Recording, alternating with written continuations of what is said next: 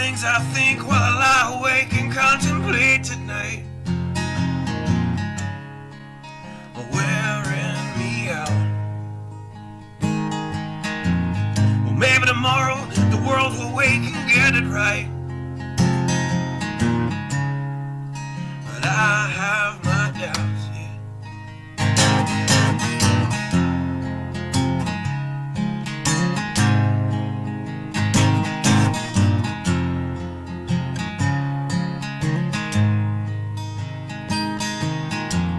So during the day, well, I design machines of war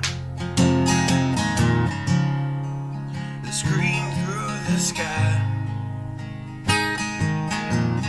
'Cause I feel well, I like to go to bed free at night under these stars and stripes. And I have my doubts that we're coming out. Yes, I have my doubts. And I have my doubts that we're making it back out. Yes, I have my doubts. But they'll wind you up and pull the cord until you're spun right out. And I don't understand. So roll the dice and raise the price to feed the machine's mouth. Call it the progress of man.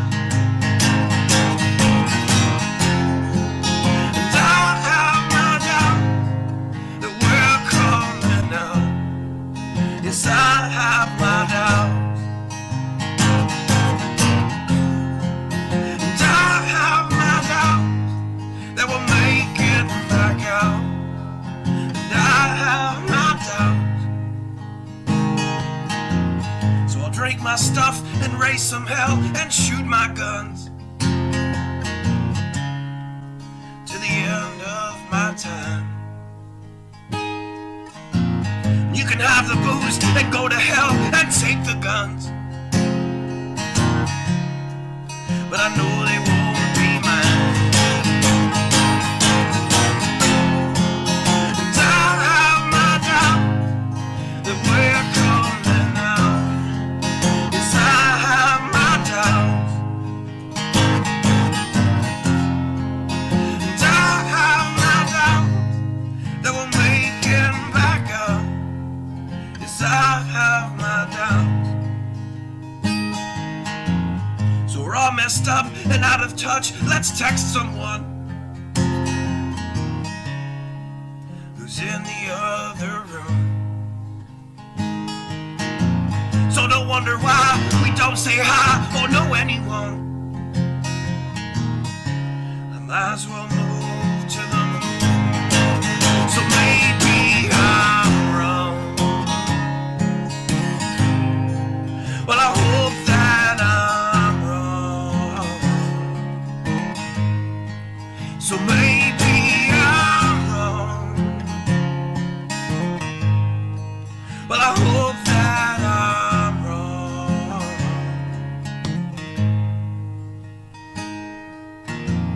Well, the things I think while I lie awake and contemplate at night.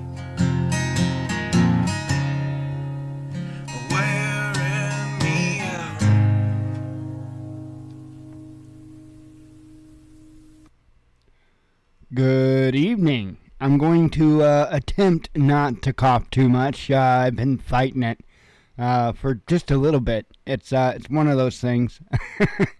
Anyway, interesting developments this evening with the People's Convoy. I was watching earlier one of the live streams, and all of a sudden, it was about meeting time for the drivers, and so they started assembling by one of the flatbed trailers. And Brian had just gotten up on stage and had just said that the convoy that was about an hour south of D.C., which consists of, to my knowledge, two convoys, and that was, I think, called Freedom Convoy 2022, and I want to say it was America's Convoy 2022. If I've gotten either of those names wrong, I apologize. But they were two other different convoys, and Brian had announced that they were coming up to join in with them. And it wasn't planned or anything, but right as Brian made that announcement, and he was going to continue on with the little drivers meeting, and at that time is when they started rolling in. Reports were that the convoy that joined them was 11 miles long. So that was a significant enlargement, if you will. Then later on, another group of individuals showed up, and I'm not mistaken, but rumor has it, they're not done yet. There's still convoys that's out there that's working their way down through their respective states, and I assume are going to work their way east into the same area. So, going to be interesting. Today, they decided to take another lap around the Beltway. This time, they went bobtail. And for those that don't know, that means no trailer. They took the trailers off. And they attempted to run 2 lanes around the Beltway, just 1 lap. And from my understanding, and I did my best to watch it, but the people streaming, you never know which one to watch, which one's going to do what. And so I didn't get a real good consistent watch on the lap, if you will. But from what I could tell, everything looked like it was going well. From what they said, it was an incredible job that they did today, keeping people together and keeping the convoy a convoy. So tomorrow, to my knowledge, they're supposed to do it again. But, and that's a big old but, this time, while the trucks are making a lap around D.C., Brian and 9 or 10 other people are going to be in D.C. talking with a couple of different representatives. I believe Ted Cruz is one of them. Forgive me if I'm wrong, but maybe the other one's name is Ron Johnson, if I'm not mistaken. Again, my apologies if I've got that name wrong, but I do know Ted Cruz was the other one. So they are meeting tomorrow with representation from the convoy, and we'll see what happens. We'll see what happens. This is amazing. As far as if you were to take a look at the convoy up in Canada versus the convoy here so far, at least we've got meetings with representatives, unlike Trudeau, who decided to take the kingly route and shun off the peasants and do as he wished. Now, I'm not saying that necessarily just having a meeting with a couple politicians is winning the war whatsoever. But it is a significant step forward in their mission and what they're doing. So I think they're doing a great job. I think they're doing a wonderful job. So far, they're achieving their goals. That's that's how do you tell whether they were successful or unsuccessful? Well, did they complete their objective? So that's all awesome news. I think I pretty much covered everything I know to tell you about that. There's been, from my understanding, very few incidents. It's been going amazingly well. They have had some issues where people try to disrupt, but they do have security, and it seems like everything's being pretty well taken care of. I know at the drivers' meeting this morning,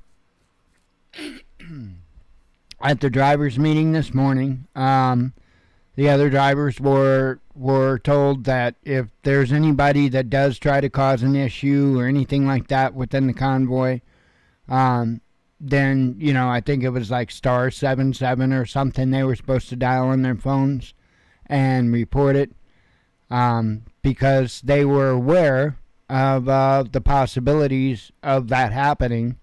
And to my knowledge, to my understanding, and I have no reason to believe otherwise, they've been in full contact with and cooperation with law enforcement and everything else. So when they go out and they do this, there are no surprises. The police know what it is that they're going to do, and everything's all orchestrated and organized, if you will. When I say orchestrated, I just mean that in a manner in which, like I say, there are no surprises that way, because they don't want to cause a problem. Brian made it very, very clear, and he's correct with this. They can't be causing a problem. They can't be holding traffic up. They can't be making people late for work. They can't be doing that, because then they will lose public support. And so their intent is not to do anything like that to cause problems for the average everyday person. Their intent is just to be seen. Just to be, yep, they're there. Because there is no mistaking, when they go rolling through that beltway around D.C., they're there. So it's been interesting watching how they do this. And tomorrow's another day. Like I said, I think everything's going, so far it's going great. I think it's going great. Anyway, don't know of anything more to add to that. I think I pretty well covered that. Still got issues as far as with RT loading up on my little app on Google Chrome. So unfortunately they're still trying to, they're blocking all the images on Twitter. I showed you how they've been doing that. They've done that all day. I'll tell you what, there is one hell of an information war going on right now, and I'm speaking to the choir here, that. But I mean way more so than normal. Man, they are doing everything they can to control the narrative, especially surrounding Ukraine. Now, I don't hold much of anything for fact, because it's just I've seen too much. I've seen way too much. I've seen where there was supposed journalist broadcasting live, right on the front of war, with gas attacks going off. Right, and I'm talking, this is some time ago, 90s, I want to say. CNN, if I'm not mistaken. And literally, I would play it for you, but they'll nail me for copyright. Okay, so check this out. Hang on, 1 second.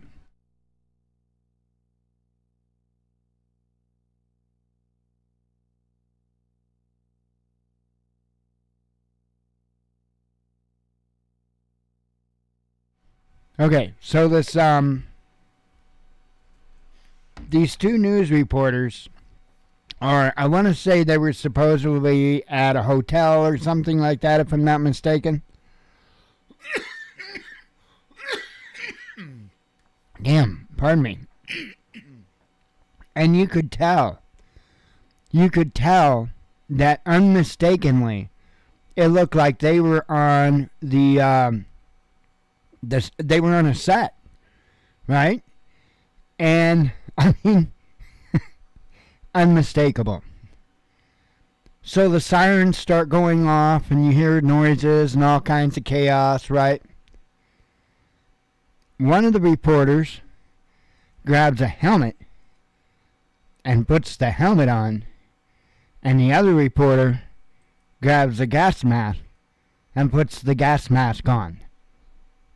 Now, let me just lay this picture out for you. One reporter had a gas mask on, the other reporter had a helmet on. Neither reporter had both. So, I mean, and it was just very poorly acted out. And some of you may know the very, very news clip I'm talking about. But, and I think there's video. There is. There's actually video from that particular time period, from that event, to where they're joking around. They were filmed joking around about the missiles, and they're laughing and joking, and they had a mock-made missile that they were flying around. It was stupid. I wished I knew what to tell you to search for, exactly what to tell you to search for, but it was CNN back in the 90s, and it was supposedly a gas attack out in the Middle East, back with Hussein and all that nightmare. But anyway, speaking of that type of nonsense, nothing, I'm sure it's not surprising, but nothing's getting better on the war front when it comes to Russia. I'm still seeing moves continue to be made that look very serious. This is no joke. This is no typical banter that we had seen for a long time. And I would go as far to say that this goes beyond even anything that we saw, at least that I saw, during my childhood in the 80s with the Cold War, or the Cold War and the eventual end of the Cold War. I don't recall any time that I can remember things being as tense or as many actions being as taken. Okay? We're talking about stuff with the financial systems like SWIFT. We're talking just all the different types of sanctions. We're talking about the different types of businesses pulling out. Just absolutely everything that is happening. I'll tell you what, I don't think anybody's playing here.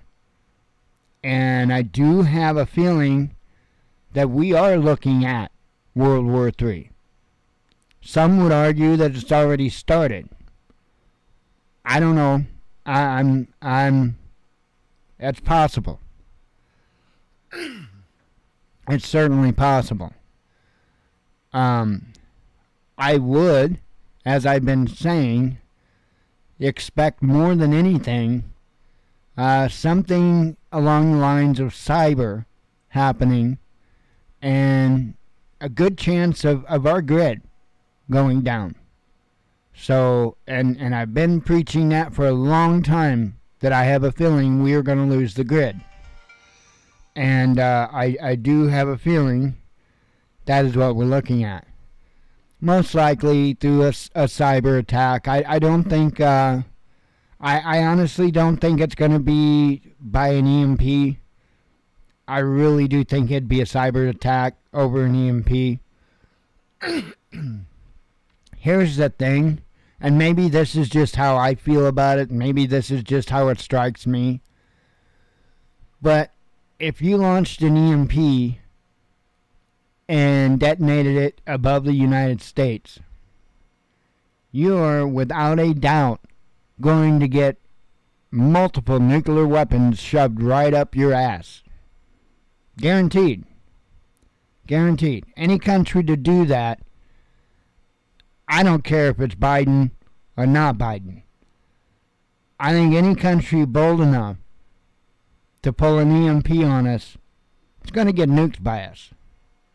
However, I think there's a high probability that a cyber attack would not be met with such force. Why? Because, well, for one, you're not, a cyber attack, you're not damaging as much. A cyber attack, there's a good chance that you're going to be able to get that system back up, operational, and online again a hell of a lot quicker than you could if there was an EMP. So, there's a huge difference. Night and day difference. Sure, you may be able to take down the entire grid coast to coast, either way, but you'll take it down a hell of a lot longer with an EMP versus a cyber attack, most likely.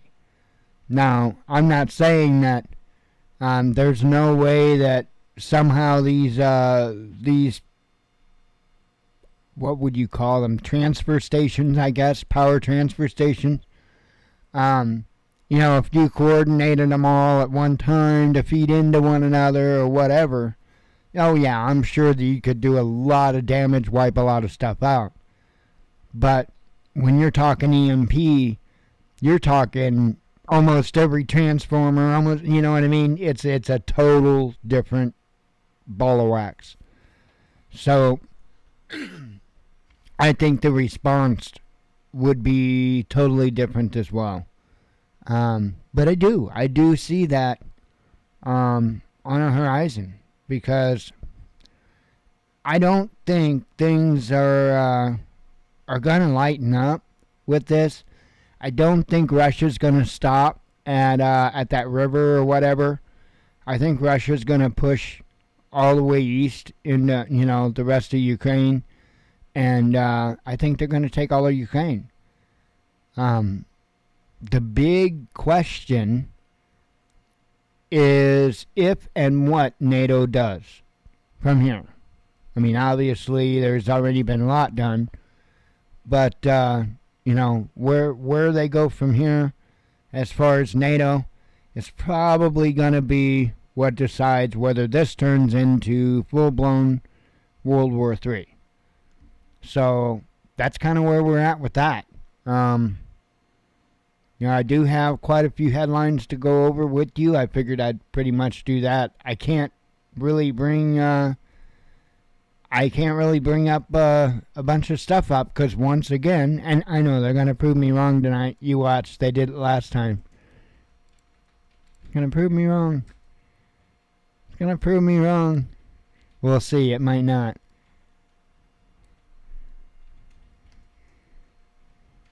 It's not loading, that's for sure. Try another page. Yeah, that won't load either. Oh, that maybe loads.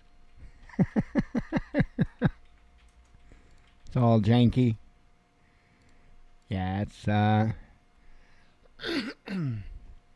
things are messed up. That's for sure. But the way that I'm able to get this out is the app works fine on my phone. And I just go down and put out the headlines just as I would any other time, except I don't have a cool little neat number on my browser that I can see to know that I've got headlines to put out. I just go on my phone and see what it was the last headline I put out, and then go up the list from that. So, but as you can see, Twitter's been blocking all the images and all that and putting up their stupid warning. This is ridiculous. What? It ain't my fault that RT is more accurate than any one of ours.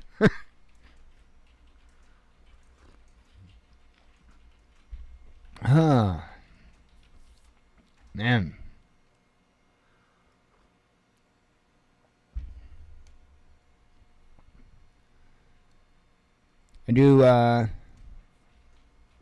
I do think tomorrow is going to significantly move forward when it comes to the Russia and U.S. and NATO and all that.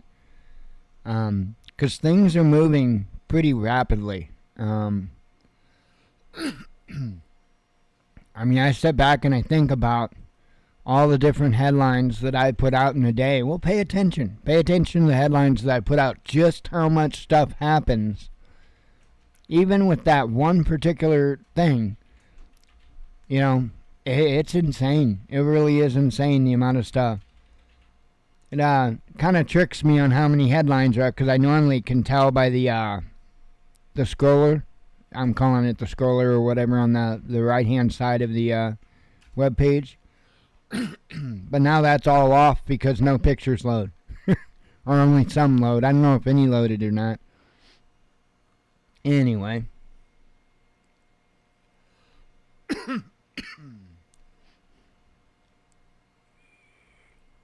One second.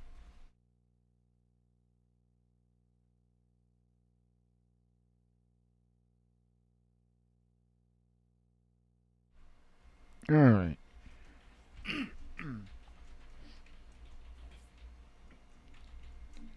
Have me a sip of coffee and a vape and get this done and out of here.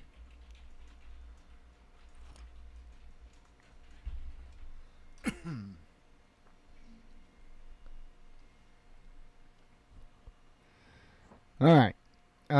Starting with all the ones I put out this morning. Australia to build nuclear submarine base. Russia accuses Ukraine of preparing a nuclear false flag. That's not a good thing. Capitol Police issue emergency declaration over People's Convoy.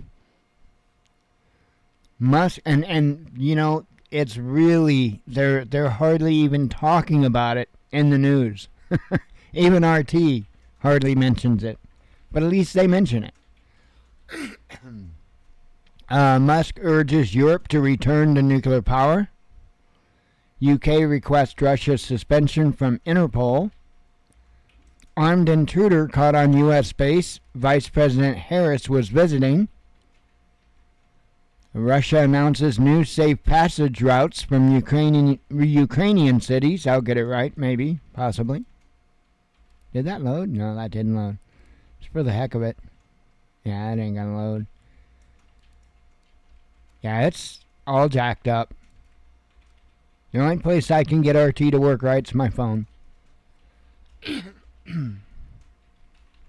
Let's see. Russia-China trade turnover up almost 40% in 2 months. European gas prices hit new all-time high. Bank of Russia resumes gold buying amid sanctions. Denmark to hold historic referendum on abandoning EU defense opt-out. Global oil prices soar past $130 per barrel. Isn't that going to be crazy if we see it go over 200? And if war does, and I mean a larger scale war does break out, you're going to see it over 2. You probably see it well over that.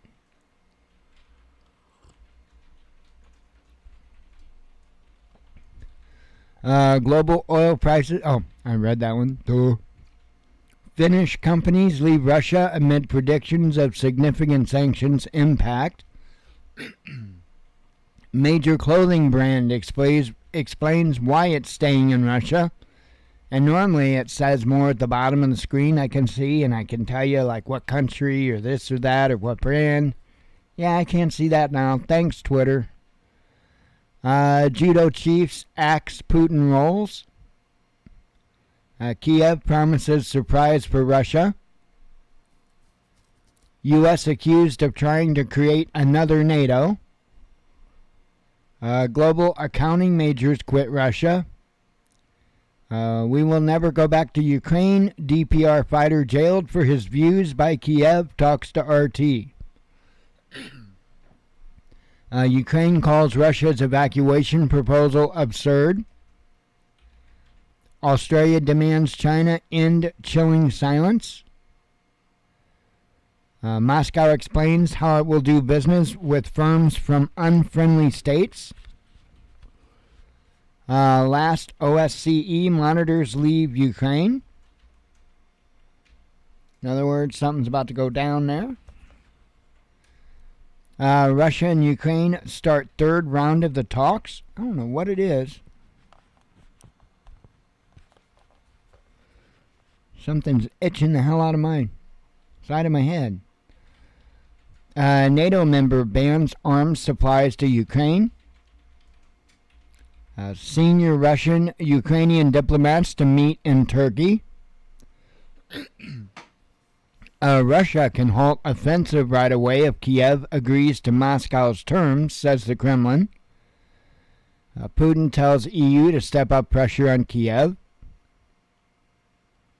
Man arrested after driving truck through Russian embassy gate.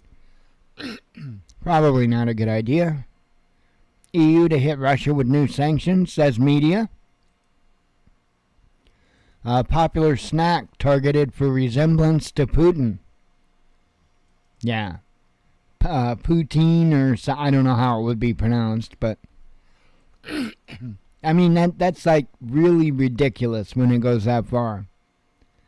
UK refuses to ease visa rules for Ukrainians. Russia's ruling party suggests nationalization of foreign businesses.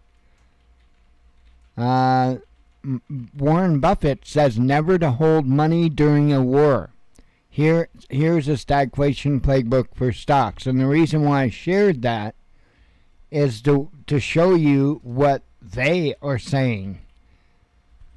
You know, the people in the financial realms are already talking as if we are in war. So that's probably something to pay attention to. 100 firefighters battle blazing tower block in London. Germany warns against sanctioning essential Russian oil and gas. Russia makes new claims on U.S.-financed biolabs in Ukraine. Some EU nations want to postpone membership for Ukraine, says reports. U.S. plotting unilateral ban on Russian oil imports, says media. So, in other words, that gas that's hitting $7 a gallon on the West Coast, ain't seen nothing yet.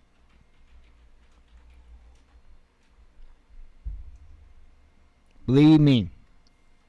Because you still got a whole lot coming down, you know, as far as price hikes, just in what's happened to this point. The way it always works is it always works against you. If prices are going to go up because of something that, you know, involving the futures, what they call the futures, even though the suppliers won't actually be seeing that for a little bit, say a few months or whatever, they'll raise the prices on you immediately. And even though they raise the prices on you immediately and you're paying a higher price for fuel that they actually paid less for, just remember, when you start getting to the fuel that they're buying now and making you pay for now, they're going to raise it again, because the idea is they make a profit. So you're going to have this continual rise. However, when you have major supplies getting cut clean off, you're going to have major jumps, and they're going to be immediate. So you can expect to see a continuation of price jumps in fuel. With the way that this administration has done our energy, I don't know what the hell we're going to do. I don't know what the hell we're going to do. Guess we'll find out. Let's see. Ditching Russian oil will be catastrophic for global markets, Moscow warns. Gazprom says it fulfills all commitments to foreign customers. No breakthroughs after third round of Ukraine peace talks. Oh, wow. We're already almost done. Damn. That's a lot quicker than I thought. Getting military supplies to Ukraine may become harder, says the U.S. UN demands investigation into the death of Ukrainian negotiator. Russia unveils new proposal for evacuation routes in Ukraine. Cryptocurrency platform blocks 25,000 Russian accounts. And that's it. That is it. Wow. That was a quick and easy night.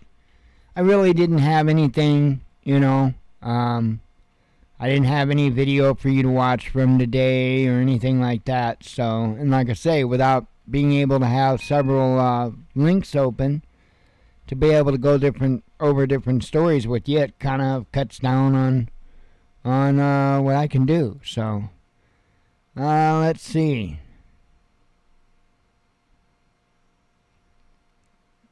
Something put out by the Convoy. It says, I am so proud of this convoy and all the patriots who lined up, many waiting for hours to cheer you all on. For every person there are 10,000 who could not make this journey. Know that we the people stand behind you and will never stand down and watch the dismantling of this magnificent country. From sea to shining sea, we will not be moved. Here is my tribute to these brave and hardy souls who sacrifice every day so we can have everything we need in our lives. God bless you all and God bless America. I don't know if it's a song, if it's supposed to lead to a song or what, but anyway, something that they just put out. I don't know of anything else. I think I pretty well covered everything. Again, just keep an eye on what's happening with the convoy. Keep an eye on what's happening with Ukraine, and more importantly, Russia. And just hope for the best. Don't stop getting ready.